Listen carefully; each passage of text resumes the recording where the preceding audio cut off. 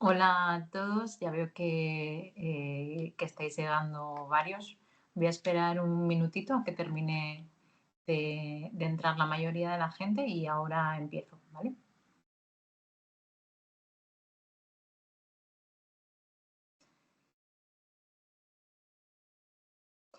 Os aprovecho para ir diciéndoos cualquier duda, cualquier cuestión que queráis comentar, lo podéis ir escribiendo en el chat y os voy contestando o bien un poco sobre la marcha si veo que encaja bastante bien con lo que estamos comentando y si no, un poco al final, iremos un poco viendo, pero cualquier cosa, escribirme sin ningún tipo de reparo, ¿vale? Voy a ir empezando. Yo soy Sara Diego Castaño, soy psicóloga clínica y la directora y coordinadora del Máster de Terapia Familiar Sistémica de AMIR. Lo que vamos a hacer hoy es hablar tanto desde mi experiencia como en dos unidades de trastornos de la conducta alimentaria, como la formación en sistémica y un poco lo que comentamos, ¿no? O la formación que tenemos en el máster en relación a terapia familiar sistémica y trastornos de la conducta alimentaria. Lo que pasa es que es verdad que como es poquito tiempo, va a ser más bien una especie de teaser, ¿no? de lo que tenemos en la formación. Es el máster, o lo que os decía, el webinar y lo que vamos a hablar ahora de trastornos de la conducta alimentaria está enmarcado dentro del máster de terapia familiar sistémica que tenemos desde la academia y desde la Universidad a Distancia de Madrid. Es un máster de 60 créditos y 1.500 horas y está avalado, como os decía, por la UDIMA. Esto lo que quiere decir es que os va a servir para cualquier tipo de entidad, tanto pública como privada, de cara después a vuestro currículum. Es un máster que se hace en 12 meses desde que vosotros os matriculáis, que podéis hacer un poco a vuestro ritmo, porque es verdad que está todo ya pregrabado para que podáis acceder a las clases sin necesidad de horarios específicos y estrictos. Y un poco la idea sobre todo de esto era poder haceros llegar, ¿no? La terapia familiar, que las personas que a mí me conocen, ¿no? O que me conocen un poquito, en el sentido soy un poco repetitiva con esto, saben que creo que es algo que realmente es una estrategia súper útil, que en cuanto alguien la conoce, realmente es un poco, ¿por qué no conocía yo esto antes, no? Y que parte de mi, no sé, ¿no? Casi lo vivo como una labor, ¿no? Después de formarme en terapia familiar, es que esto llega a cuanta más gente mejor, ¿no? Y por eso un poco la necesidad de hacerlo de esta manera. Hay también seminarios prácticos, talleres de actualidad, ¿no? De temáticas así quizás que nos llegan a las consultas y que a veces no sabemos muy bien cómo abordar, como problemas escolares, autolesiones, cuestiones de este tipo, cuestiones de orientación, identidad de género. Un poco lo que intentamos siempre es todo lo que tiene que ver con la sistémica desde sus inicios, ¿no? Y la parte como más clásica, como los desarrollos más actuales o las necesidades más actuales que tenemos las personas ahora cuando nos dedicamos a atender a personas, como recogerlo en un máster, como os decía, de un año para que podáis tener todo ahí, ¿no? Y toda esta información tan útil como os decía que os pueda llegar. Y tenemos la suerte de contar con un montón de docentes que son expertos en terapia familiar y expertos en psicoterapia, que trabajan en salud mental y han trabajado con distintas problemáticas, las distintas un poco cada uno que os van a compartir en el máster. Y que entre ellos, ¿no? Pues tenemos a Carmen Casas, que yo es una persona que adoro y que cada vez que hablo de ella, ¿no? Es de esas personas que digo, me gustaría ser como ella, como si fuera Minuchin, pues exactamente igual para mí. O hay gente también como muy conocida, como Mar Guerrero de Vega, que trabaja con Mar Bellevac en terapia breve. Juan Miguel de Pablo, que está sobre todo metido en temas de pareja y en temas de cuestiones más de modelos de género. Es decir, hay un montón de docentes que realmente yo he tenido el lujo de conocer y que quería compartir con todos vosotros. De todas maneras, un poco la idea es contaros lo que decía para que entendáis un poco el webinar, ¿no? Dónde está enmarcado, un poco lo que es el máster, pero también es verdad que como no vamos a hablar específicamente del máster hoy, que quizás si os interesa estar atentos a redes sociales porque quizás anunciamos otra reunión un poco con la idea de poder presentar más tranquilamente el máster, aclarar dudas de cómo es la formación, qué contenidos tiene, que podamos comentar todo esto con calma. Pero bueno, básicamente que sepáis que se hace todo online, como os decía, que tiene apuntes, tiene resúmenes, tiene videoclases, tiene temario para que podáis recurrir a él, tiene ejercicios prácticos, tiene casos clínicos. Hay una parte de seminarios que hacemos o bien en directo o bien también para que podáis ver en diferido, de contenido mucho más práctico, ¿no? Para integrar todas esas estrategias que tenemos que aprender y todas las técnicas de terapia familiar que vamos a comentar brevemente por encima, ¿no? Y, a lo largo del webinar de hoy, pero que realmente no puedo profundizar en ellas porque necesitaríamos pues, precisamente de esas horas prácticas para poderlas explicar, ¿no? Y saber exactamente cómo se hacen, o aparte de podernos extender muchísimo más. Y un poco lo mismo que os decía de los talleres, ¿no? Un poco los talleres están pensados para todos esos temas que sabemos que son motivo de consulta ahora o que son cuestiones quizás un poco más prácticas o que tenemos que profundizar un poco más, poderlas ver con más profundidad, ¿no? Estoy pensando, por ejemplo, lo que os decía, lo que os he comentado ya antes, o cuestiones más, por ejemplo, de diálogo abierto, que es algo como relacionado con la terapia sistémica, pero no específicamente de los modelos tradicionales sistémicos, o cuestiones como cómo abordar secretos familiares, que son unas cosas que también veremos que comentó por encima un poco hoy, y en la que no me voy a poder detener del todo porque es una cuestión bastante compleja, ¿no? De trabajar a nivel familiar. Entonces todo esto está en talleres como mucho más específicos y que os decía que tienen un contenido sumamente práctico. Y luego lo que es la evaluación del máster, ¿no? Que es un trabajo de fin de máster bastante sencillo, siempre con la ayuda de la tutora, que en este caso soy yo, para que podáis un poco demostrar, ¿no? Que tenéis esos conocimientos. Pero ya os digo que el principal propósito, ¿no? De la formación es haceros llegar lo potente que es la terapia familiar. Que eso es también un poco lo que os quiero transmitir realmente con el webinar de hoy, ¿no? Yo de verdad que estoy enamorada de la terapia sistémica y creo que nos es muy útil y que es una pena que no lleguemos a ella, ¿no? O que no llegue a más gente.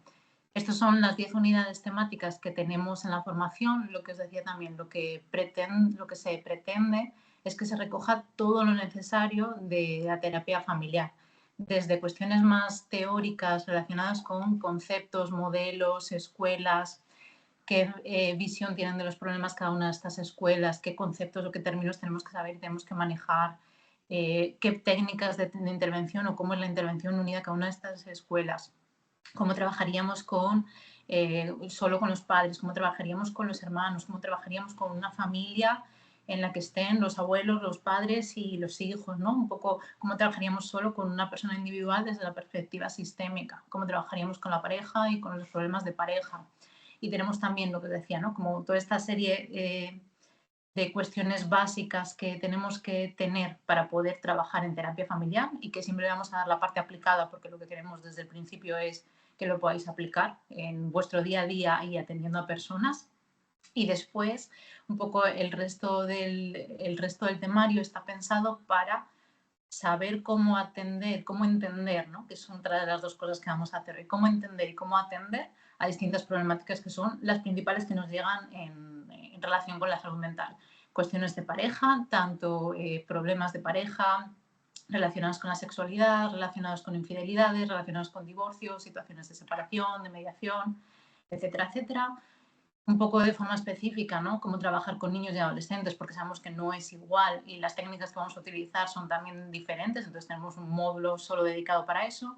Y después los principales, lo que os decía, ¿no? Los principales problemas de salud mental, como cuestiones de ansiedad, depresión, trastornos de la conducta alimentaria, que es de lo que vamos a hablar hoy, autolesiones, trastornos más de tipo psicosomático, situaciones de violencia de género, situaciones de trauma, situaciones de abuso, situaciones de enfermedad, de duelo, poco todas las cuestiones, ¿no? Sean con un diagnóstico, por así decirlo, de SM5 o todas esas situaciones que también son un motivo frecuente de consulta, pero que no es un trastorno mental como tal, ver cómo las podemos entender desde este modelo y cómo podríamos de forma práctica intervenir, ¿no? Que sería un poco esto. Y dentro de todo esto, os decía, en el webinar de hoy nos vamos a centrar sobre todo en los trastornos de la conducta alimentaria.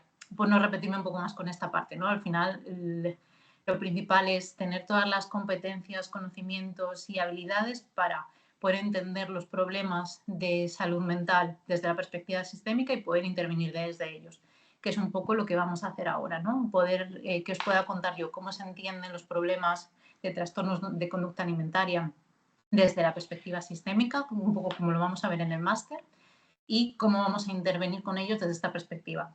Se me va a quedar todo un poco en el aire y sin poder profundizar del todo por una limitación temporal, ¿no? Más que nada, pero bueno, sí que para que os llevéis un poco una idea general de cómo sería. Y lo que os decía, cualquier duda que tengáis o cualquier cuestión, me preguntáis en el chat. Así de paso yo respiro un poco y paro un segundo y podemos comentar algunas cuestiones. Entonces, por empezar un poco por cómo vamos a entender un trastorno de la conducta alimentaria desde la perspectiva sistémica. Voy a ir diciendo quizás trastorno de la conducta alimentaria, TCA, a lo mejor para abreviar, según me vaya acercando más al final probablemente, y a lo mejor os digo hijo, hija, persona, mujer, chica. Lo voy a usar también probablemente de forma indistinta, a lo mejor me tiendo más al género femenino, porque principalmente las pacientes que atendemos son mujeres, pero tomarlo de forma más o menos indistinta, salvo que yo diga lo contrario en ese sentido. Lo que os decía, ¿no? Lo que sabemos normalmente de las personas con un trastorno de la conducta alimentaria es lo que sabemos del modelo biomédico, que yo creo que es lo que nos enseñan a todos principalmente en relación a este tipo de trastornos, ¿no? Pues, y cuando hablamos de modelo biomédico hablamos principalmente de todas aquellas teorías y todos aquellos modelos que se apoyan en la información que nos da el DSM-5 o DSM-5TR si nos ponemos actualizados, ¿no? Pues personas que tienen un peso significativamente bajo o que no consiguen alcanzar el peso que les corresponde, o lo contrario, ¿no? Personas que están por encima de su peso con una obesidad o con un sobrepeso y con otra serie de cuestiones que son un poco las que también vamos a ir comentando, ¿no? O personas que realmente intentan no ganar peso a través de distintas estrategias más o menos útiles, por ejemplo, restringiendo la ingesta, dejando de comer en algún momento determinado o haciendo una conducta compensatoria, y que o bien hacen que pierda peso o que intentan hacerlo para perder peso, o bien para no alcanzar el peso que me tocaría por edad, ¿no? Quizás más en adolescentes o en población que está en periodo de desarrollo y de crecimiento. También personas que a nivel emocional o que en un momento dado, ¿no? Más relacionado con las emociones, recurren a un atracón, ¿no? A comer una cantidad muy grande de comida en un momento temporal más bien limitado, con una sensación de pérdida de control, ¿no? Y con un malestar con posterioridad a esto, pudiendo después recurrir a otro tipo de comportamientos o no, ¿no? Ese malestar emocional, lo que os decía, relacionado con todo lo que tiene que ver con comer, contar calorías, pensar en salir a comer a X sitio, no quedar con alguien o no quedar con alguien, en el sentirme o no sentirme gorda, que todo esto me genere malestar emocional. Tener miedo a engordar o ganar peso, que mi imagen corporal esté o sea, que mi autoconcepto, ¿no? Y mi autovalía esté muy determinado por mi imagen corporal, y también muchas veces una distorsión de esa imagen corporal, ¿no? Yo no me veo exactamente como soy, tiendo a verme pues más gordo o más gorda, o tiendo a exagerar de alguna manera algún defecto de mi cuerpo que pues relaciona mis muslos, mi nariz, mi barriga, mis brazos, que a lo mejor no son tan, quizás, ¿no? A lo mejor de forma objetiva no tendrían esa serie de defectos, o se ajusta mucho más al canon de belleza de lo que a mí me parece en un momento determinado. Y esto influye mucho en cómo me siento con respecto a mí mismo, con respecto a mí misma. Y lo mismo que os decía antes, ¿no? Por esto hay toda una serie de conductas que tienen que ver con intentar controlar el peso, sea perder peso, sea no ganar peso, y tengan que ver con cuando he comido, como no, ¿no? Pues dejar de comer, esconder alimentos, vomitar, recurrir a laxantes, recurrir al ejercicio físico, etcétera, etcétera. Normalmente esto, ¿no? Es lo que nos viene a la cabeza cuando hablamos de un TCA, que es un poco lo que sabemos más o menos todos de ello. Y que realmente todo esto está ahí, es decir, no, yo lo que os vengo a decir no es que esto no existe y que esto no sea verdad. Totalmente todos estos síntomas están en una persona con un trastorno de la conducta alimentaria. La cuestión es, estos síntomas están, pero además hay otra serie de cosas, ¿no? Que nos explican estos síntomas y que son tanto más importantes que todo esto, ¿no? Y es un poco precisamente de lo que os quería hablar. Y antes de hablaros de eso, quería contaros una experiencia que me pasó a mí, ¿no? En la última unidad en la que estoy trabajando ahora, que que es una unidad específica de trastornos de conducta alimentaria que tiene además distintos niveles de intervención, ¿no? Tiene la modalidad de ingreso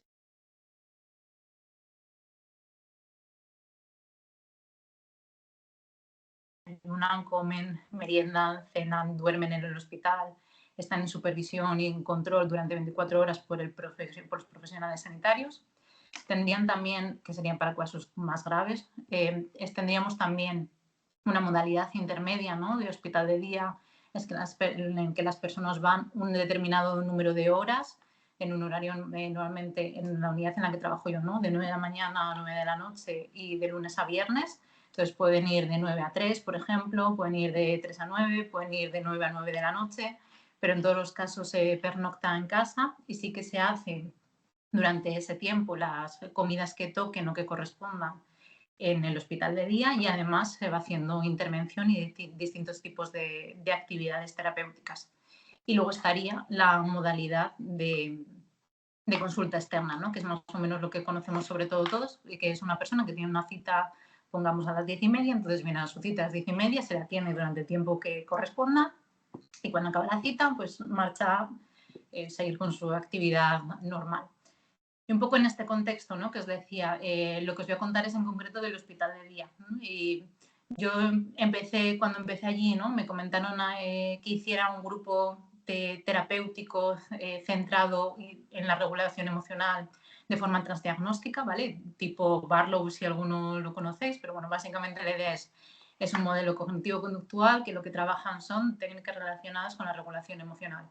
Qué son las emociones, y un poco de su calificación de las emociones, sus funciones, técnicas de respiración, de relajación, técnicas más centradas, más centradas en la exposición, reestructuración cognitiva, un poco todas estas cuestiones que os decía que están muy en la línea de cómo se entiende un trastorno de la conducta alimentaria desde este tipo de modelos, ¿no?, como pueden ser en este caso el DSM y este tipo de síntomas, ¿no?, que es verdad que van a recoger en su formulación una serie de antecedentes como por ejemplo una baja autoestima o dificultades en relaciones interpersonales, una serie de precipitantes, ¿no?, como lo típico, perder peso, hacer una dieta, algún tipo de intervención, cuestiones así, y una serie de mantenedores después, ¿no?, pues como podríamos decir el refuerzo, ¿no? Y un poco todos estos modelos parten de esta forma de intervenir y de esta visión de lo que le pasa a una persona con un TCA. Entonces yo, animada un poco por mis compañeros, ¿no?, en plan, van a recibir este grupo súper bien porque las emociones son muy importantes, cosa que estoy de acuerdo que es muy importante también, y además les viene muy bien. Y un poco con esta idea, yo fui allí el primer día, me presenté, en este caso eran todas mujeres, la más joven tendría unos 20 y poco años y la más mayor sobre 60, es verdad que la variabilidad a nivel de edad era muy grande. Y les conté, me habían dado ahí toda una presentación, ¿no?, me lo habían hecho como muy fácil en ese sentido. Yo tenía mi presentación de PowerPoint hecha para contarles y hablar de las emociones y cómo les podía ayudar con todo esto. Y un poco en este contexto, ¿no?, yo les empecé a hablar, pues esto, ¿no?, de un poco la introducción que hacemos siempre, de las emociones, de su papel, de cómo se manejaban con ellas. Intenté hacerlo algo participativo y dinámico. También vamos a ver, esto es una cuestión también del máster, ¿no?, y de concepto. Cuando hacemos un grupo de terapia, no estamos haciendo un grupo psicoeducativo, ¿no?, en el que yo simplemente hablo, cuento un contenido teórico y espero que las personas lo integren, lo entiendan, lo apliquen y entonces con esto se vayan a curar, ¿no?, de alguna manera. Esto no es lo que entendemos por una psicoterapia o por un grupo terapéutico, sino más bien sería como un grupo psicoeducativo en el que yo doy una información. Y entonces lo que vamos a buscar siempre es que emerjan factores grupales que permitan realmente hacer una psicoterapia, ¿no?, o atender a las personas para conseguir cambios, que esto es lo que realmente queremos conseguir. Y el porcentaje de pacientes que cambia, mejora y podemos decir se cura, ¿no?, con este otro tipo de modelos más psicoeducativos es mínimo. Por no decir cero, pero voy a decir mínimo en ese sentido, ¿no? Entonces yo intentaba un poco hablar con ellas, ¿no?, preguntarles por su experiencia, por poco qué dificultades tenían, y lo que me encontré durante más de 10 minutos es que nadie me decía absolutamente nada. Cuando digo nadie me decía absolutamente nada es no me miras, no hay contacto ocular, no hay ningún tipo de sonido, no hay ningún gesto de asentimiento, ¿no?, que son las típicas cosas que solemos hacer cuando alguien nos escucha, cosas de este tipo, ¿no? Y Yo con ese momento rápidamente conecté con una de las cosas que vemos en terapia familiar, que es siempre que nosotros estamos emitiendo un mensaje, siempre que estamos hablando con alguien, estamos, excepto en experiencias un poco como este webinar, ¿no? Que yo no espero del todo que me estéis contestando cada vez que hablo, pero en otro tipo de contextos, ¿no? En un contexto de una interacción, lo que esperamos es, y cuando estamos viendo todas las caras, ¿no? Y somos un grupo pequeño, o cuando me dirijo a una persona, lo que espero es que me dé algún tipo de muestra de que me está escuchando, ¿no? Y de que está atendiendo a lo que yo le estoy diciendo. Es decir, hay una parte de yo espero cuando envío un mensaje que me des feedback y que me digas, ok, acabo de verte, ¿no? Y acabo de ver que me has dicho algo. Te reconozco como persona, que en el fondo es esto. Y lo que vemos dentro de la terapia sistémica es que cuando esto se da, es decir, cuando yo envío un mensaje y podría, ¿no? Yo puedo enviar un mensaje y darme señales de estoy de acuerdo contigo, ¿vale? Puedo enviar un mensaje y decirme, pues oye, mira, yo no estoy de acuerdo por esto y por esto, ¿vale? Ok, todas esas situaciones también. El problema vendría, bueno, la situación de no estoy de acuerdo depende de cómo se gestione, ¿no? Pero bueno, por no alargarme en ello. El problema vendría cuando yo envío un mensaje y a mí nadie me da un feedback, ¿no? Cuando yo no existo, cuando parece que realmente nadie me está escuchando, ¿no? Que me envían un poco el mensaje de eres invisible. Y esta es una situación que es muy desagradable, no sé si la habéis vivido alguna vez, podéis hacer el experimento en casa si queréis con alguien, darle esta pauta de no hagas ningún tipo de gesto con la cara, no hagas ningún tipo de vocalización, no hagas ningún tipo de movimiento. O podéis ver, hay un vídeo muy famoso también que se utiliza con apego y, o sea, que se utiliza para hablar un poco del tema de los bebés y del apego, que es el del still face, STILL, espacio FACE, ¿no? Que habla un poco precisamente de esto, de qué le pasa a un bebé cuando una madre de repente deja de mostrar señales de te estoy escuchando y veo que estás aquí, que es que se desregula un montón. Y claro, nosotros como adultos también nos desregulamos, pero no recurrimos a gritar, patalear y llorar, que son las estrategias que tiene un bebé, sino que el malestar lo gestionamos de otra forma. Entonces, un poco lo que me pasaba a mí era esto, ¿no? Yo estaba allí, estaba con ellas, estaba hablando de este modelo de los trastornos de la conducta alimentaria que me habían dicho que les iba a encantar y que se basa un poco en todas estas ideas que os estaba contando, y lo que me encontré es una situación muy desagradable, lo que os decía, de más de 10-15 minutos en las que yo no existía para ellas, ¿no? Y me transmitían todo el rato este malestar. Por suerte, en ese momento, ¿no? Un poco lo que me nació a mí fue quizás ser más genuina, ¿no? Y hacer algo que encajaba un poquito más conmigo, que era hablar de cómo entiendo yo un trastorno de la conducta alimentaria, ¿no? Y qué entiendo yo que le pasa a una persona con un trastorno de la conducta alimentaria. Y una cosa que me gusta hacer mucho a mí es dibujar. Había una pizarra y en ese caso me puse con la pizarra a contar algunas cuestiones, ¿no? Un poco en relación a, en un momento determinado, por qué las técnicas más de tipo cognitivo-conductual no nos son útiles, ¿no? Porque yo a lo mejor en un momento determinado intento practicar la relajación a la respiración, pero sí, luego me siento exactamente igual, me sigo sintiendo una mierda, me sigo sintiendo una fracasada, me sigo sintiendo sucia, es decir, no me está sirviendo, ¿no? Y un poco les contaba en un dibujo que esto nos puede pasar y que es normal que nos pase, que es habitual que nos pase, que esto no tiene que ver en que haya algo mal en mí, yo esté haciendo algo mal, tiene que ver con tengo otra serie de dificultades que están en la base de este malestar y que me están impidiendo que yo ponga todas esas técnicas, todas esas estrategias de una manera funcional, ¿no? Para que realmente cambien mi manera de pensar. Porque yo para eso necesito haberme separado de mi problema. Es decir, necesito entender, por un lado, necesito entender lo que me pasa, ¿no? Necesito ponerle voz a ese sentimiento y todo ese malestar que está detrás de mis síntomas, y esto no es fácil, y mucho menos para una persona con TCA, en la que es muy habitual también que haya una clínica disociativa asociada. Y por otro lado necesito alguna técnica que me ayude a cambiar esto. Y después ya, ¿no? Cuando esté en un momento mucho más avanzado de la intervención, podré utilizar estas técnicas para separarme de la emoción. Y cuando pasó esto, ¿no? Y yo hablaba un poco de, entiendo que lo que os pasa tiene que ver con otras cosas, entonces la situación cambió totalmente. Cambió totalmente, empezamos a crear un espacio en el que todas ellas empezaron a hablar, ¿no? Y a sentirse agradecidas de tener un espacio en el que poder hablar realmente de lo que me hace estar mal y de lo que me pasa. Que es un poco lo que hemos hablado, o la típica metáfora que conoceréis, ¿no? Quizás los síntomas son la punta del iceberg, pero no es realmente el problema, ¿no? Y si Si fuera algo tan sencillo como explicar una técnica, explicarte lo que es un TCA o explicar una técnica de respiración, o explicar una técnica de relajación y entonces las personas se curarían, no estaríamos hablando de personas que llevan 20 años con un trastorno y han pasado por distintas terapias, ¿no? Realmente esto no tendría ningún sentido.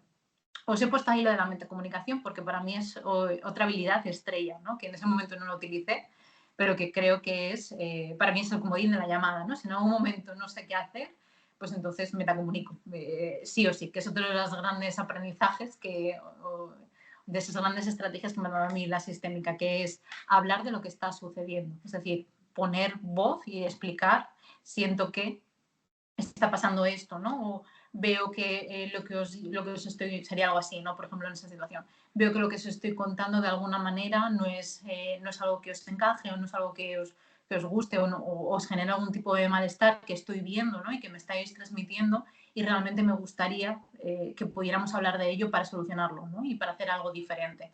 Es decir, es hablar de qué es lo que pasa, es ponerle voz a lo que yo estoy viviendo más que hacer como que no sucede nada. Y eso es algo que siempre funciona y que de verdad siempre, siempre funciona y siempre que os veáis en un aprieto lo podéis utilizar porque para ya os decía, la estrategia estrella.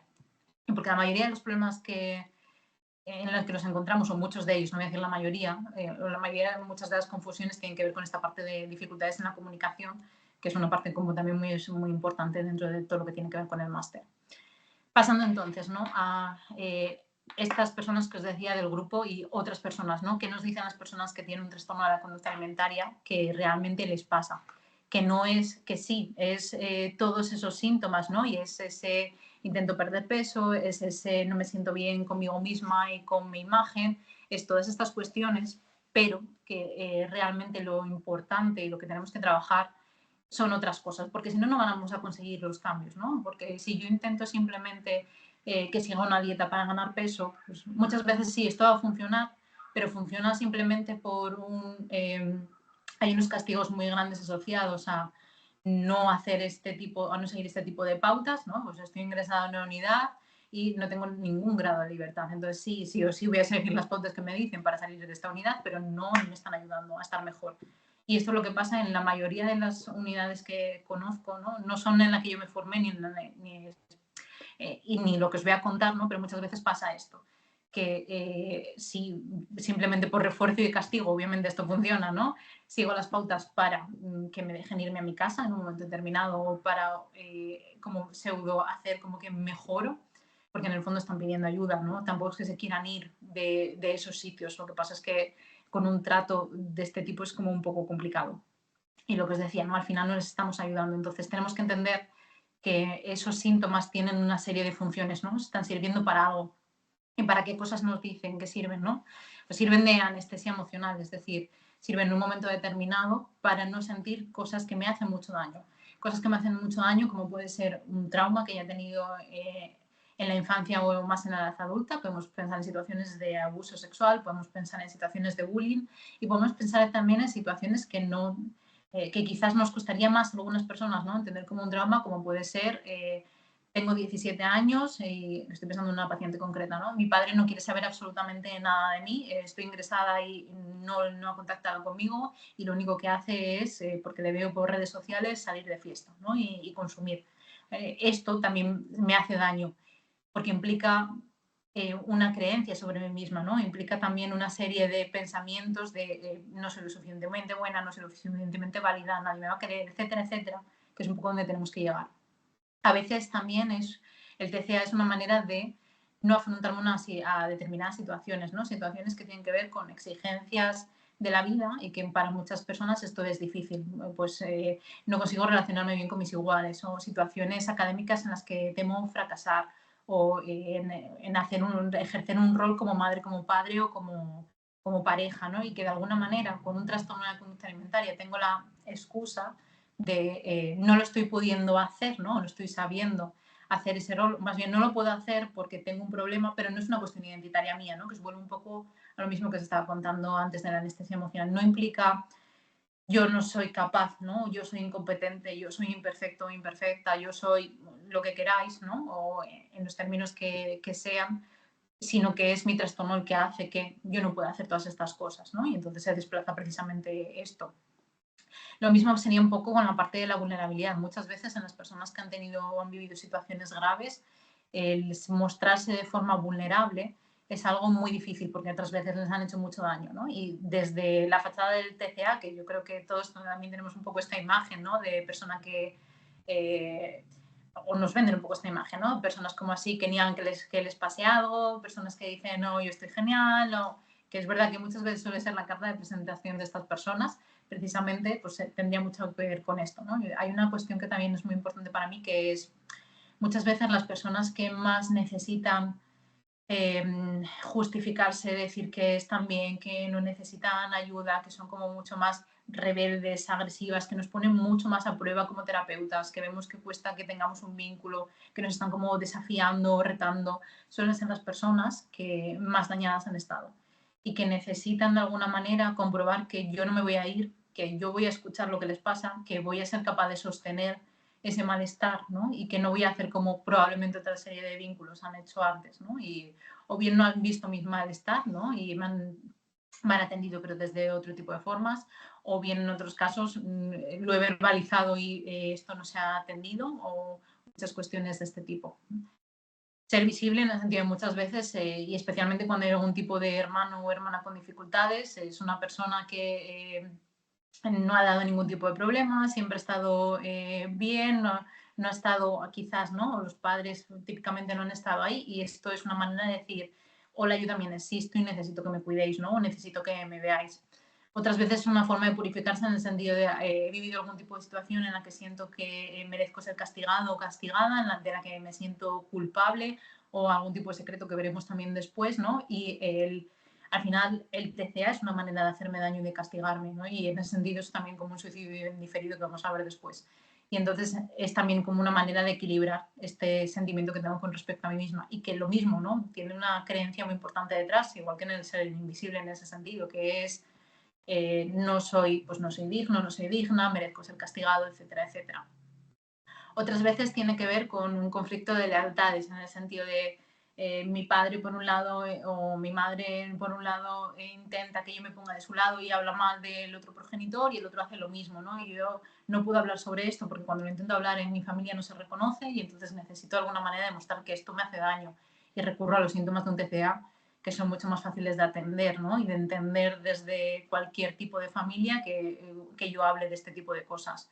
Protegerme frente a un tipo de seducción incestuosa, no, desde si estoy muy delgada y estoy en los huesos, o si estoy gorda o si estoy gordo, no se van a interesar por mí, ¿no? Y que muchas veces, de hecho, tristemente esto después es así, ¿no? Que cambia el comportamiento de esas personas que mandan mensajes seductores y con tintes un poco de abuso en ese sentido, cuando cambia la imagen corporal. Traer a los padres a consulta porque hay un malestar familiar o los padres mismos están mal y la única manera que hay de ayudarles o de ayudarnos a todos es que yo haga un cuadro de este tipo que realmente se ve, es grave y que casi siempre se atiende. Expresar la rabia que no puedo expresar de otra manera, ¿no? Porque no me dejan, porque mi núcleo familiar esto no se ha permitido nunca.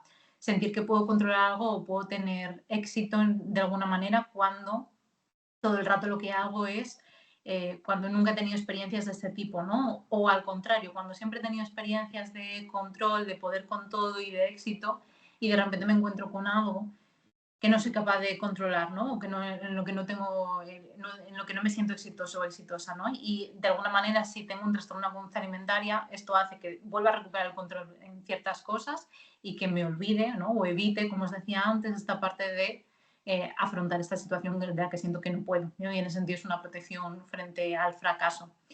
Y es una manera, ¿no? De tener un límite que no implique mi propio autoconcepto, es decir, sin, pues esto, un poco es lo que os decía, la explicación, ¿no? De por qué no puedo es el TCA y no es que sea yo.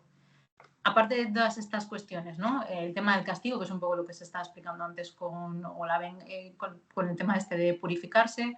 Venganza también en el sentido de que muchas veces cuando una persona dirige mucho daño hacia sí mismo, mucho odio, mucha rabia, es una manera de no lo estoy pudiendo dirigir o canalizar hacia el exterior y las personas que me lo han hecho y entonces lo dirijo hacia mí mismo o hacia mí misma. lo mismo demostrar que soy fuerte, lo mismo que os me comentaba antes en relación a la parte de vulnerabilidad. Llevar la contra y revelarme muchas veces también tiene que ver con, que lo vamos a ver ahora, suelen ser familias, ¿no?, en las que no se permite la discrepancia ni todos tenemos que ir a una y todos tenemos que opinar exactamente igual, y desde el TCA es desde la única manera en la que yo encuentro que puedo revelarme, ¿no?, y que puedo separarme, ¿no?, y que puedo de alguna manera gritar o diferenciarme. Es una manera también de hacerme daño, y lo que os decía, hacerme daño en un momento determinado puede tener que ver con mi propio malestar, que es muy intenso y que necesito de verdad desaparecer y dejar de sentir porque me duele muchísimo, y es una forma de anestesia como llevada un poquito más al extremo. Y a veces también tiene un doble mensaje, que es el hecho de alguna manera, dirigir el malestar que yo siento y que tiene que ver con el entorno, para que sepan que les envío un poco el mensaje de que ellos también tienen que ver con esto, ¿no? Porque es verdad que si vivimos un suicidio en un entorno familiar es algo que inevitablemente genera un sentimiento o una duda de culpa con mucha facilidad, ¿no? Y entonces, de alguna manera, también tiene que ver, o puede tener que ver en un momento determinado con intentar enviar este mensaje de hay cosas que no estoy pudiendo decir y que esta es la manera que tengo de decirla, y de que tú te sientas responsable más que culpable. Darse permiso para parar en un momento determinado, porque por esta parte más de la responsabilidad, de los mandatos en los que tienes que ser de una determinada forma, tienes que ser productivo, tienes que ser responsable, tienes que cuidar de los demás, y no te han enseñado a poderte ver a ti mismo o a ti misma, ¿no?, y a poder sentir tus emociones, que estas son otras cuestiones que vamos a trabajar y que suelen ser como más complejas. O lo mismo en este sentido, en cuanto a posponer el disfrute, ¿no?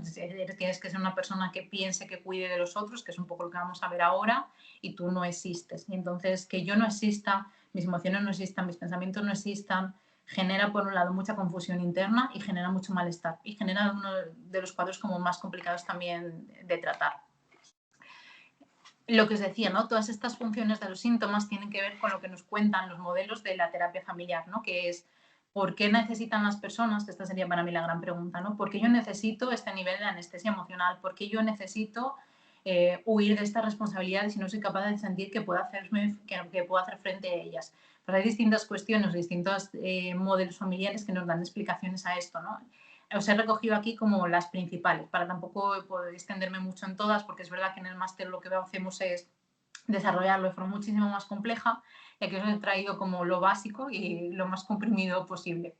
Pero básicamente la idea sería, ¿no?, suelen ser personas que se han criado en entornos en el que todos somos los mismos, mis problemas son tus problemas, mis emociones son tus emociones, todos nos tenemos que enterar de todo lo que le pasa a todo el mundo, no existe la privacidad, puertas abiertas, nos duchamos con la puerta abierta, yo puedo entrar en tu casa porque tengo llaves sin ningún tipo de problema, todos vamos siempre de vacaciones juntos, ¿por qué no me has contado que te había pasado no sé qué? Es decir, no existe el concepto de intimidad en ese sentido, y estamos continuamente sin diferenciarnos los unos a los otros, y esto lo que genera es mucha dificultad para tener una identidad propia y sentirnos autónomos.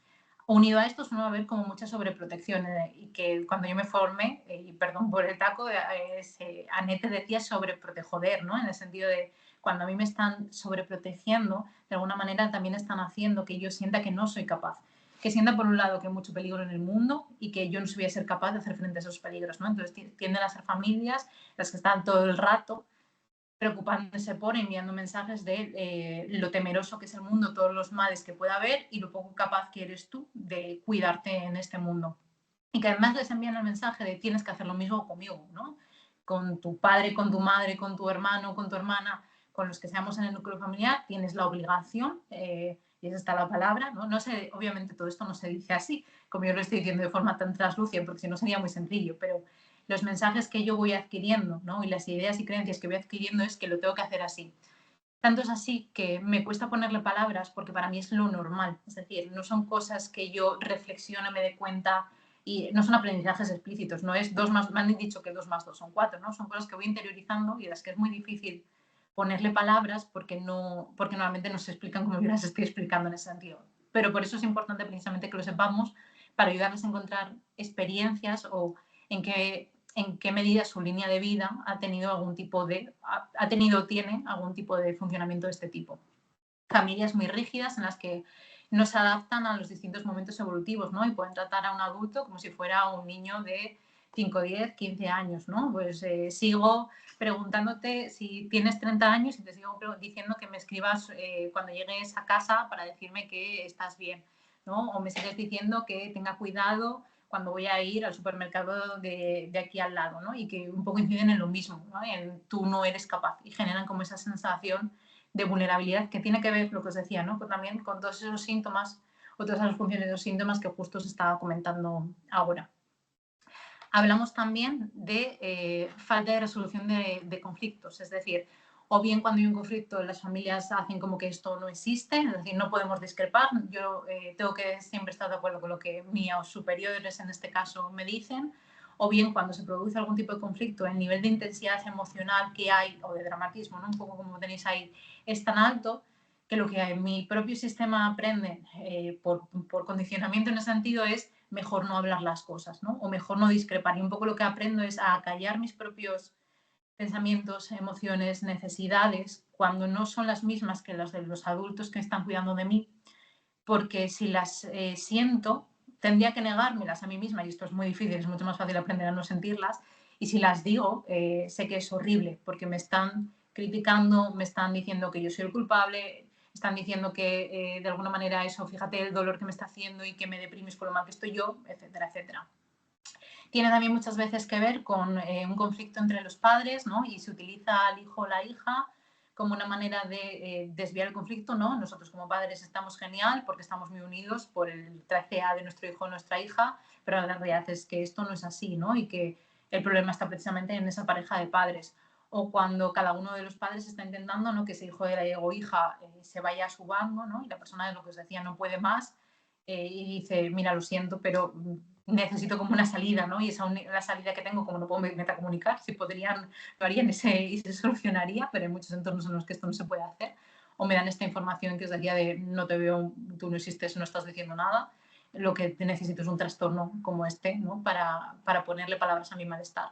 O también cuando precisamente es uno de los progenitores con el cual tengo una relación privilegiada y no tengo ningún tipo de relación con el otro. Y lo mismo con respecto a problemas de la comunicación, ya no solo de resolución de conflictos, sino lo que os decía antes, ¿no? Cuando estamos intentando, cuando nos comunicamos con alguien, estamos hablando, pero a la vez, aparte de dar un contenido, estamos emitiendo más mensajes y esperamos otra serie de cosas. Siempre estamos negociando de alguna manera la relación que yo voy a tener con el otro, ¿no? Y entonces muchas veces estas familias, un poco lo que se intenta es más que hablar, yo soy todo el rato el quien impone esto es así, ¿no? O quiero tener el control o quiero tener la razón y te envío el mensaje de no puedes estar en desacuerdo conmigo porque esto es fatal y te debería generar culpa. También muchas veces tiene que ver con cuando los hijos no están ejerciendo como hijos y ejercen como padres o como adultos, ¿no? Están parentalizados, ¿no? Que es un poco quizás lo que conocemos más, son los cuidadores de sus padres, ¿no? Es el hijo de 20 años el que va al cine con su madre en lugar de su marido, por ejemplo, ¿no? O el que duerme en la cama con su madre en lugar de su marido.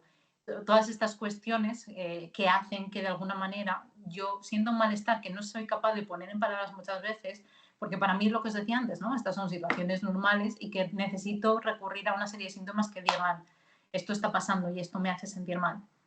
También muchas veces cuando los padres tienen en su propia historia, ¿no? Una serie de dificultades de individuación, de expresión emocional, de no haber sido vistos ellos mismos o no haber sido reconocidos, de sentirme invisible, de sentirme no querido, de que no me hayan enseñado a contactar con mis emociones y a poderlas regular, ¿no? A poderlas expresar y a poder después sentirme mejor o buscar apoyo en alguien. Y de alguna manera, cuando estoy relacionándome con mi hijo o con mi hija, lo que estoy haciendo es proyectando todo el rato mis necesidades. Es decir, estoy buscando que me devuelvan que soy un buen padre o una buena madre. Estoy buscando todo el rato que me consuelen a mí. Estoy buscando todo el rato que me cuiden porque, porque yo no he sido cuidada. Y todo esto hace que los hijos o las hijas no sean capaces de desarrollar modelos internos o esquemas de qué me pasa, qué siento, qué me genera malestar, qué cosas necesito yo, porque lo que he aprendido todo el rato es a cuando me relaciono con un otro, que me relacione viéndole a él y viendo sus necesidades, pero no viendo las mías, ¿no? Y entonces, una manera que tengo de callar o acallar todas estas necesidades cuando en un momento determinado a lo mejor contacto con ellas, es tener un trastorno de la conducta alimentaria. O una manera que tengo de, en un momento dado, que mi cuerpo me diga, para, ¿no? Lo que os decía antes, tienes que parar, no puedes más, es precisamente explotar con un trastorno de este tipo. Y también un poco lo que se estaba contando ahora, ¿no? En cuanto a ese legado, ¿no? De yo he aprendido esto y de alguna manera espero o lo transmito de la misma manera, ¿no? En cuanto a todos tenemos que estar unidos, todos tenemos que cuidar de todos, que son como una serie de mandatos que se van transmitiendo y que generan mucha culpa, hasta el punto de sentirme una persona sucia, hasta el punto de sentir vergüenza de mí misma porque no estoy cumpliendo con lo que debería ser, ¿no? O con un poco lo que me han dicho. Y un poco lo que os decía, lo difícil de todo esto es que no son cosas explícitas, no son cosas que a nadie nos digan así. Son cuestiones que en la interacción vamos a ir viendo y que lo que tenemos que aprender y un poco también lo que vemos en el máster es, y lo que se trataría a nivel familiar es cómo en las interacciones, con lo que, no tanto con las palabras que digo, con el contenido verbal, ¿no? Sino con cómo lo digo, con lo que estoy diciendo, con toda la parte quizás del lenguaje más no verbal, por hacerlo así de una manera como más simple, estoy transmitiendo con respecto a esto.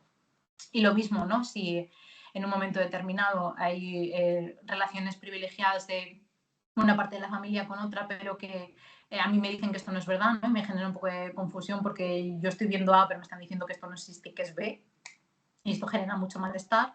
O cuando hay algún tipo de secreto familiar que hace que yo no me pueda relacionar con mi familia, en este caso, de una manera sana o funcional, porque siempre está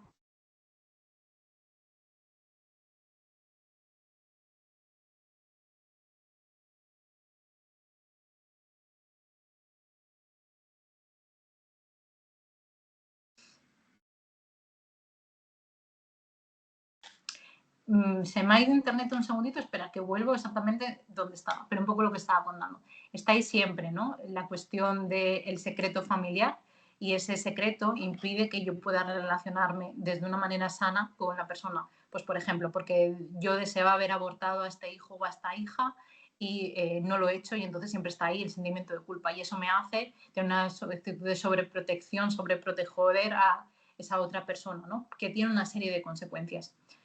Entonces, todo esto, ¿no? Así a modo ultra comprimido y resumido, sería lo que muchas de las explicaciones o las vivencias que tenemos detrás de una persona con un trastorno de la conducta alimentaria.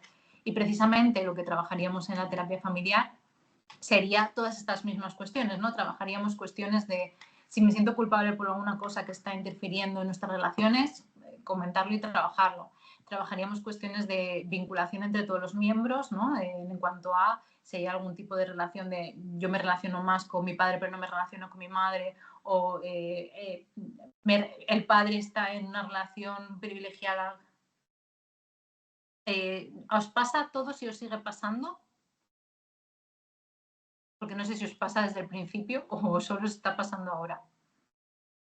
¿Solo os pasa ahora? Sigo y si me lo decís, si no, vale, no, pues no sé a los demás, Inma. A ver que me digan si no. Y siento que se haya cortado entonces. Vale, sigo entonces, ¿no? Un poco lo que os decía, que la cuestión, vale, la cuestión, vale, veo que es un poco cosa de cada uno. La cuestión sería el poder de alguna manera que todos nos podamos relacionar con todos de una manera sana en la familia, ¿no? Y que no tomemos partido y eso impida que no nos podamos relacionar bien unos con otros.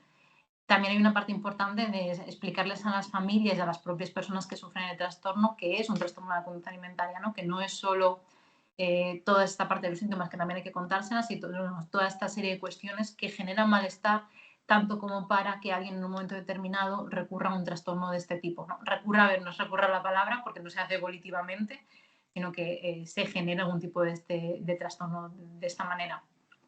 También trabajaríamos cuestiones de lo que os decía antes, ¿no? De si los padres tienen que volver a ser padres y pareja de padres, pues que sean ellos.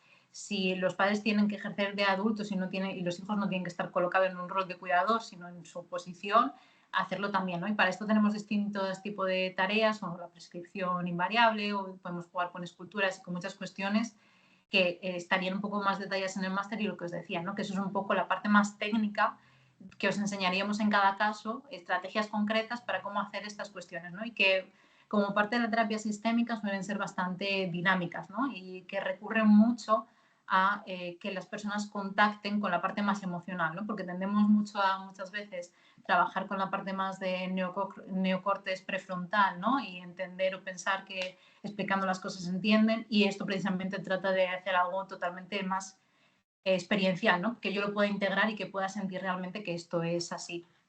Lo que os decía también de individuarse, ¿no? Es decir, poderme separar, ¿no? En esa familia tan aglutinada y ser una persona y poder discrepar y saber que discrepar no implica que yo te vaya a ser desleal, ¿no? Y no implique un sentimiento de culpa y que la familia no devuelva este sentimiento de culpa, que esto es un poco lo que trabajaríamos también en las sesiones familiares.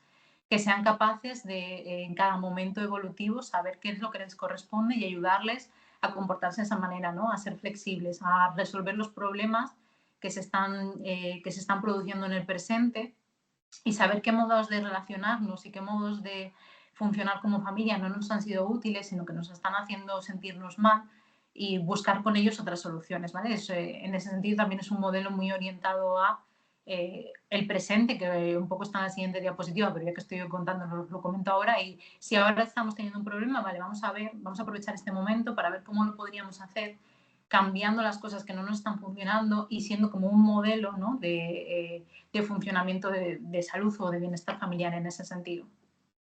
También una parte importante es que no se relacionen las personas, o sea, que la familia, enseñarles a que no se relacionen todo el rato hablando de la alimentación, el peso, desde la preocupación, desde ver el TCA, porque precisamente el TCA es una manera de decir necesito que me veas de otra forma, ¿no? Necesito que veas mi identidad, que veas mi yo, que me reconozcan, que se me permita ser de una manera genuina y propia, ¿no? Y si estamos perpetuando esto, estamos consiguiendo precisamente lo contrario. Y lo que va a suceder habitualmente es que se cronifica mucho más el trastorno. Y hablaríamos también, perdonar, de cómo enseñarles lo que os decía, ¿no? A comunicarse de una manera exitosa, a expresar las emociones, porque muchas veces, y es verdad que en generaciones más anteriores, precisamente la parte más de hablar de emociones ha sido algo que se ha negado, ¿no? Y hay una parte muy complicada en que esto no se ha atendido, pues porque había otras cuestiones quizás, ¿no? Que nuestros propios abuelos, vamos a decir, o padres tenían que atender quizás de necesidades más básicas, entre comillas, y no es algo en los que muchas veces hay entrenamiento, ¿no? Pero sí que es necesario que yo sepa reconocer cómo me siento, que lo pueda expresar, que el otro me pueda escuchar y que de alguna manera se me enseñe cómo hacer con ese malestar cuando me siento mal. Y que sobre todo tenga que ver con mi malestar y no el malestar del otro. Es decir, saber qué es lo que estoy sintiendo yo. Hablaríamos también, ¿no? Que esto es otra cuestión importante de ver cómo hacen en las sesiones familiares cuando vemos que hay algún miembro de la familia que requiere una terapia individual por su propia patología y su propia gravedad, ¿no? Y esto no es incompatible. Y en parte tiene que ver, no es lo mismo, pero es un poco lo último que os voy a contar de la presentación, el resolver los problemas, que es lo que estaba contando antes. Si hay algún tipo o ha habido algún tipo de situación de ofensa o de situación familiar en la que alguien sienta, ¿no? Que se necesita esa reparación por el daño que se ha hecho, pues por ejemplo en una situación de triangulación, por ejemplo, sería como muy fácil también facilitar que desde esas sesiones familiares se den actos de reparación en este sentido. El ajuste de expectativas que os decía antes en cuanto a no necesito recurrir a un trastorno para que me ponga límites y para que explique por qué no estoy pudiendo llegar a X cosas, sino que puedo recurrir, ¿no? O puedo encontrar maneras de sentirme bien conmigo misma y en mi familia en las que no impliquen soy un fracasado o fracasada o necesito recurrir a un trastorno. Rescatar a los excluidos en cuanto a si hay alguien, un miembro periférico, ¿no? Que no se les permite tener esta relación con los demás, ¿no? O que no está siendo visto, pues darle un poco el papel y el rol que le corresponde. Y si hay una parte también, pues lo que decía, ¿no? De asuntos inacabados, de secretos que están dificultando las relaciones, de la propia historia de alguna de las personas que se está repitiendo en patrones y que vemos que está contribuyendo a ese malestar, poderlo trabajar. Y todo esto lo vamos a poder trabajar en sesiones individuales, en sesiones o en sesiones familiares, ¿no? En las que pueda haber distintos tipos de miembros. Esto es como mucho más complejo, ¿no? De poderos explicar cómo lo haríamos en individual, cómo lo haríamos cuando solo están pues los padres y la hija, pero sí que es verdad que quiero que os quedéis un poco con la idea de que todo esto, o algunas, o de todo no, ¿no? Pero algunas cuestiones las vamos a trabajar con la familia al completo, si es lo que se puede, que la idea de una terapia familiar ideal sería trabajar con todos los miembros de la familia como principal en ese sentido para la persona, pero si no se puede, también lo podemos trabajar de otras maneras en individual, ¿no? También con toda esta perspectiva para ayudar, lo que os decía, a las personas a ponerle voz a su malestar, a entender por qué se están sintiendo mal y sobre todo después a sentirse mejor. Porque esto es un poco la última parte que os quería contar, ¿no? Voy a hablar de trauma en sentido amplio, no estoy hablando de trauma de situaciones necesariamente muy graves como una violación, un abuso sexual, el fallecimiento por suicidio o muy temprano en la infancia o un accidente muy grave. No estoy hablando necesariamente de este tipo de traumas que también, ¿no? Y que lamentablemente con mucha frecuencia se dan en unas personas que tienen un trastorno de la conducta alimentaria y que por si acaso siempre tenemos que tener en la cabeza de que esto puede estar ahí y puede estar en la base del dolor y su sufrimiento, sino también de traumas pequeños o test pequeñas que decimos, ¿no? Que son todas aquellas situaciones que tienen que ver con el apego y las necesidades infantiles y que hacen que yo desarrolle una idea sobre mí misma, sobre mis relaciones, sobre mis propias, una relación con mi mundo interno que podríamos denominar traumática en ese sentido, que podríamos denominar que generan este tipo de dificultades, ¿no? Pues un poco todo lo que estaba diciendo, ¿no? Si yo no me he sentido visto o vista desde pequeño, si el amor ha estado condicionado a que yo cubra las necesidades de otros, ¿no? O que cuide de otros, si mis emociones nunca han podido ser reconocidas porque siempre estaba la prioridad de las emociones de otra persona, si no me han enseñado que tengo derecho a disfrutar, ¿no? O si no, no me han enseñado que no pasa nada porque no llega a ciertas cosas y no tenga límite y tenga ciertos límites. Todo esto hace que yo desarrolle una serie de esquemas o una estructura de personalidad o mundo interno, cualquiera de las formas que tenéis ahí escritas en pantalla es un poco lo mismo, que generen precisamente una forma de entenderme a mí misma, pensar sobre mí misma y relacionarme con los demás que suelen generar muchas veces patología de este tipo y que pueden ser de muchísimas variedades, que es un poco lo siguiente que os voy a comentar. Y una de las cuestiones que os quería decir es que precisamente todo esto se trabaja muy bien con MDR, ¿no? Que es una técnica concreta que tampoco voy a entrar un poco a explicar ahora, porque por cuestiones también de tiempo, ¿no? Pero que sí que se puede combinar de forma muy fácil con terapia familiar, ¿no? Y que en ese sentido es muy potente, que nos va a ayudar a que la propia persona empiece a poner voz y empiece a entender todas estas cosas que le están pasando, empieza a no tener que recurrir a toda esta serie de síntomas para defenderse de todo ese malestar que hay y empiece a, de alguna manera, comportarse o desarrollar otra forma diferente de pensar, sentir y hacer, que como un poco lo que estaba diciendo al principio, ¿no? De por qué no puedo hacerlo, porque lo que les dibujaba yo en la pizarra, ¿no? Un poco la idea es esta, hay una serie de creencias sobre mí misma, de esquemas, de maneras de relacionarme, de como lo queréis llamar cada uno, que os encaje mejor, que tienen que ver con eventos que he vivido y con toda una serie de mi historia que hacen que yo no sea capaz de hacer las cosas de forma distinta. Ya me gustaría a mí poder aplicar la respiración o la respiración cognitiva, decirme sí, no estoy gorda o la gente me quiere y que esto funcionase, pero no funciona. Y no funciona. Y una manera muy rápida de cambiarlo es precisamente el MDR y que, como os decía, se combina muy bien con la terapia familiar. Y en el máster tenemos en concreto también un taller específico que habla un poco de esto, ¿no? De cómo combinar ambas técnicas. Un poco la idea sería entender, ¿no? Cuando alguien dice me siento gorda o me doy asco, pues ¿de qué está hecha precisamente esa gordura? ¿Qué experiencias, qué vivencias, qué mundo interno está detrás de esto? Y el mundo interno que puede estar detrás de esto es enorme, ¿no? Es ideas de soy una mala persona, no valgo, soy una vergüenza, no soy querible, merezco morir, merezco ser castigado o castigada, nadie me quiere y todo el mundo me va a abandonar, la gente siempre me va a hacer daño, soy imperfecta, siempre voy a fracasar, es decir, puede ser cualquier cosa, ¿no? Os he puesto hoy algunos ejemplos.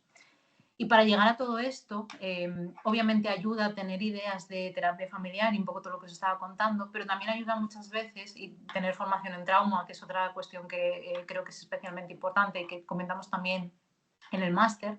Y si no, recurrir al principio hay escalas que nos pueden ayudar bastante, ¿no? Bueno, al principio no, siempre realmente. Hay escalas que nos ayudan mucho, os las he puesto ahí los nombres, algunas de ellas, ¿no? Y tenéis en pantalla algunos ejemplos mientras yo voy hablando para que lo vayáis leyendo de qué manera con estas escalas puedo ayudar a las personas y que ayudarme a mí mismo también, ¿no? Porque yo muchas veces tampoco sé muy bien cómo llegar a hablar de ese tipo de experiencias con la persona, ¿no? O llegar a que me cuente esta serie de cuestiones que ha vivido, porque no sé realmente pues, qué es lo que ha pasado, no sé cómo hacer que hable, no sé qué hacer, cómo hacer que conecte con esto que le ha pasado. Y entonces, pues una manera más fácil de hacerlo es precisamente pues, con cuestionarios o escalas de este tipo.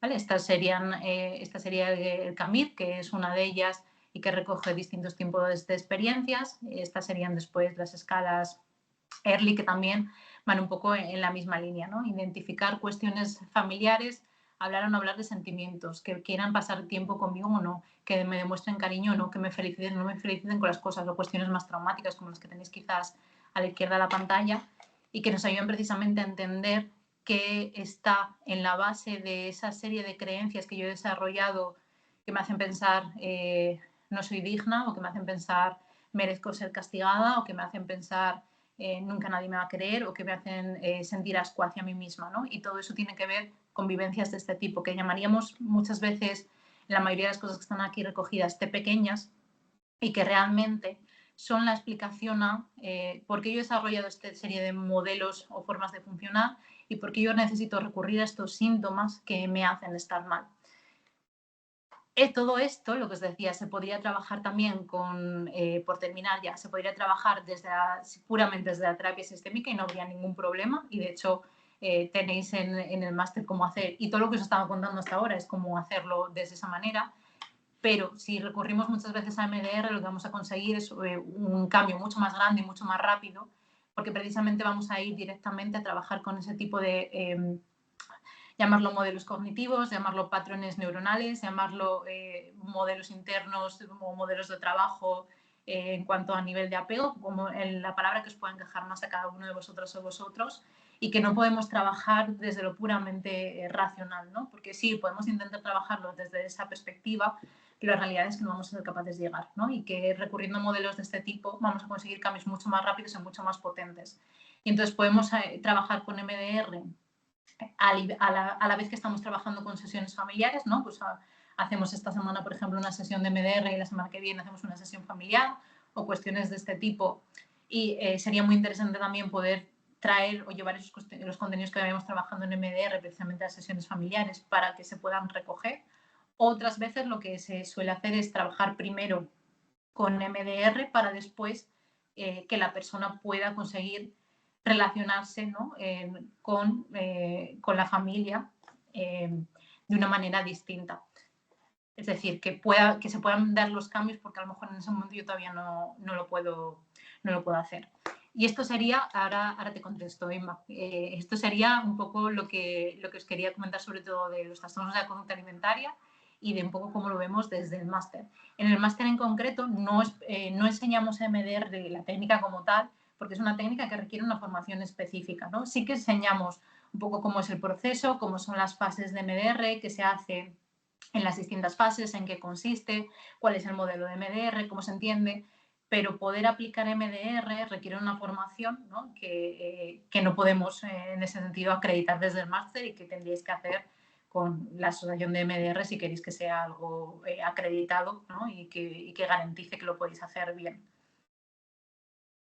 No sé si alguien más tiene alguna duda o alguna cosa que quiera comentar antes de que nos despidamos y dejemos el webinar por hoy. A ti, Inma.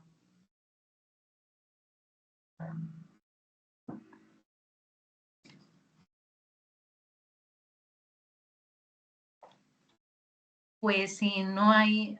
espera. Te espero, Rosario.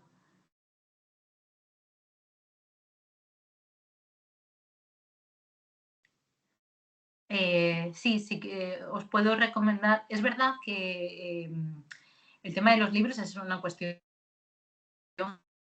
complicada, porque la visión que tenemos en el máster es bastante integradora, o sea, obviamente es de terapia familiar, ¿no? Pero recoge influencias, pues, por ejemplo, como esta parte que estaba diciendo de MDR, que es un poquito que no suele estar ahí recogido. Entonces, depende un poco de cuál sea específicamente, de cuál sea el objetivo, ¿no? Entonces, hay libros que sirven muy bien para entender a las personas con un TCA, que sería, por ejemplo, La jaula dorada, es un básico que tenemos que leer para poder entender un poco esa parte de experiencia y de mundo interno de las personas con un trastorno de la conducta alimentaria. Y después tendríamos los libros principales de las principales escuelas. Yo siempre, para empezar, recomiendo los libros de Nardone porque son muy amenos, porque son muy prácticos y ayudan mucho, no solo a entender, sino también a trabajar o a que nos den herramientas prácticas. Yo creo que es sobre todo lo que queremos las personas, ¿no? Que estamos trabajando. Entonces, y quizás para entender un poco más o profundizar en lo que puede hacer estar mal a una persona con un TCA y AI, y para hablar un poco más del modelo sistémico puro y técnicas de intervención, sí, de hecho los escribo, si no ahora, no os preocupéis. Y lo que estabas diciendo en las escalas Sigma, las que he puesto son de uso libre, sobre todo las Early, que las son de Annabel, que trabaja con el tema de MDR y de trauma, las vais a poder encontrar, y el Camir en realidad también lo podéis encontrar en la web sin ningún problema. Vale. Este sería La jaula dorada y el otro he dicho que son los libros de Nardone.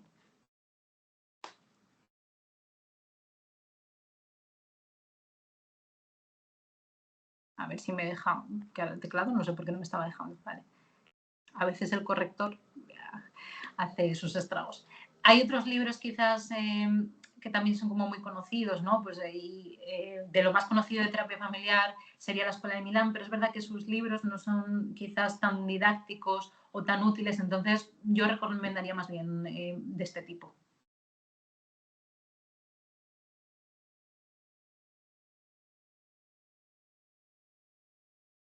Pues si no hay más cuestiones, agradeceros a todos y a todas haber compartido este ratito conmigo. Espero que os haya podido dejar en la cabeza algunas ideas, ¿no? De qué es o qué le pasa a una persona con un trastorno de la conducta alimentaria, para que cuando os acerquéis a ellos o a ellas podáis ver un poco, podáis plantearos, sobre todo, que mi idea sería, me pueda plantear preguntas de qué le está llevando a esta persona a necesitar estos síntomas, o a qué función están teniendo esos síntomas en su vida y por qué están necesitando recurrir a esto, que va a ser realmente lo que necesitan ellas y ellos trabajar, y que va a ser lo que sea muchísimo más gratificante también para nosotros a nivel terapéutico, y lo que más nos va a enseñar. Así que solo con eso ya me daría por satisfecha.